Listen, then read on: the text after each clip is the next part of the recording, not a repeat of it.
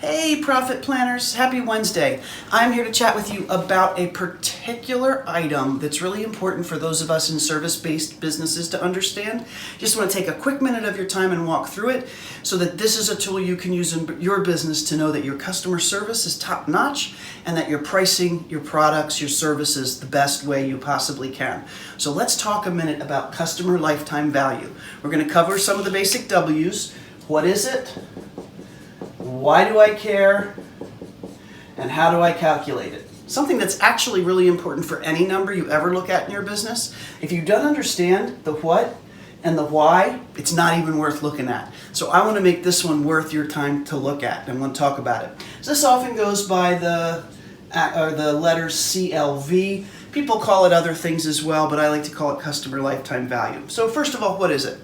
Customer lifetime value, very simply, is the amount of money that a customer is going to spend in your business for their entire relationship with you. It's an average number across all of your customers. So while one customer might come in and buy just one product from you for $1,000, another customer might come in and buy 5 products from you for $5,000. Those are two very different numbers, but the average of those will represent what's called your customer lifetime value. So it's a little more complicated than that to calculate, but not a lot. So stick with me here for a minute. The second thing I want to touch on is why is it important? It's important because it represents, well, two things, I think. It represents how well you are wowing your customer enough to make them to continue to move through your product line or your service offerings. The second thing is how good is your customer service and their ability to make sure that while your customers are in your business and you're serving them, that they're happy with what's going on. And it also helps you decide if your pricing is right or not right. And I'll show you an example of how we can know that a little bit later. But the second big thing that this is important for is you want to make sure that whatever that average customer lifetime value is, that you are not spending more than that or more than you want to on that. So for example, if your customer lifetime value is $10,000 and you want to be making a 50% margin in your business, you know you don't want to be spending more than $5,000 on the average customer. And that includes everything, right? That includes what it costs you to acquire them, that includes what it costs you to onboard them, what it costs you to service them, all of those things.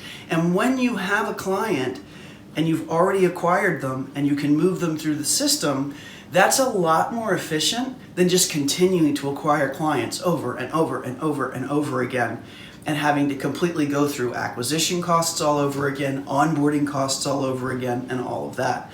So customer lifetime value is a good number to drive up in your business, okay? And that's the why. Customer service, are you wowing them, and is your pricing right? And I'll show you how that works here in a minute. But first of all, we need to know, how do I calculate it? And there are a number of ways to do this. I find this to be the easiest. So I'm going to go through this with you so that you can get an understanding of how I calculate it.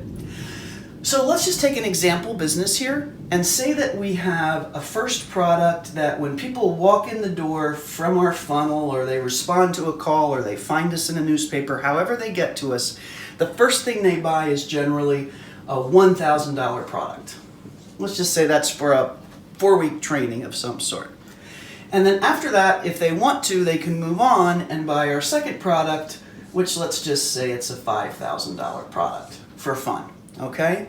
And then if we really wow them there, they may buy our premium, ultra deluxe, platinum, executive, personal, limousine red carpet service that we provide for, let's just say, $20,000. Okay, so we have 3 basic products or services that we provide.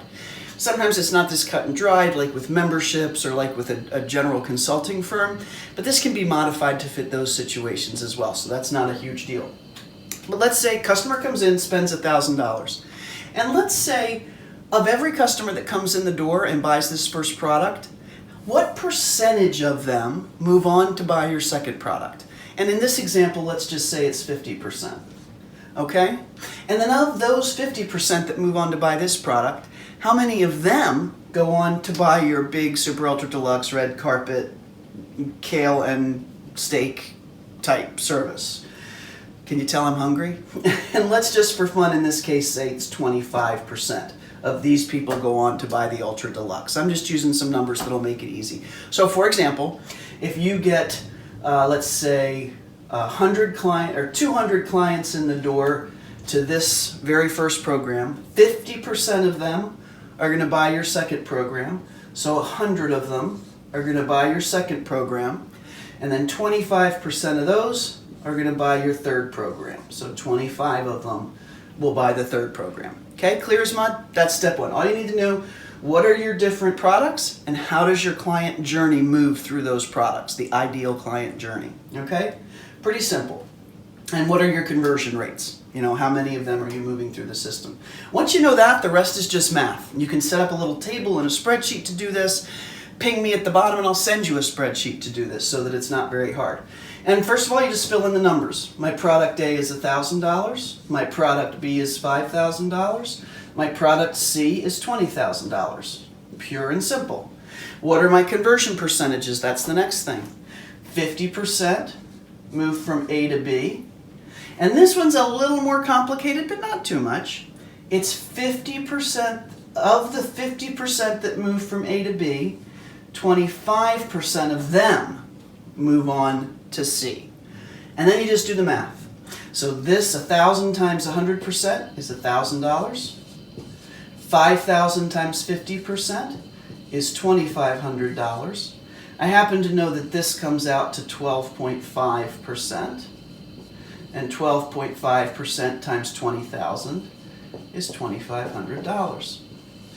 And so what you know, you sum these up, 0, 0, 0, 6, and guess what? Our customer lifetime value is $6,000. Okay, now I think I've mentioned to you that it's not important to compare this versus other people's customer lifetime value. That's not the point.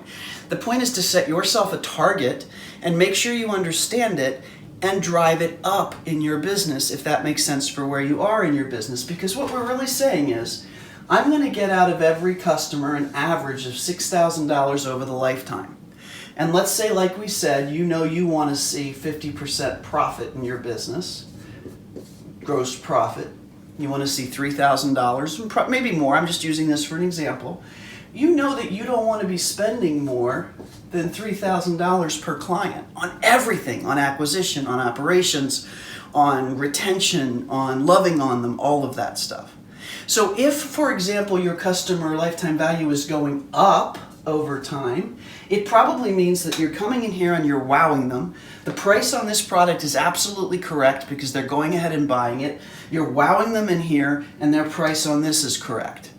So the only way this number can go up is if you increase your conversion rates. That's just good service, right? Adjust your price. If you adjust it up, you may bring the volume down but make more money. If you adjust it down, you may get more people buying it. So you can play with that. Or adjust how many people you're getting in the door in the first place. So it tells you 3 different levers in your business, and you guys have heard me talk ad nauseum about levers. I love levers. You have 3 levers in your business that you can pull and affect this CLV number. So now you've got a number that actually means something to you in your business. You can look at it every single month to see how you're doing and know if you're tracking up or down. And if you're tracking up or down, or you're missing your target or exceeding your target, one of these 3 levers is doing something right if it's tracking up. One of these 3 levers is doing something wrong if it's tracking down.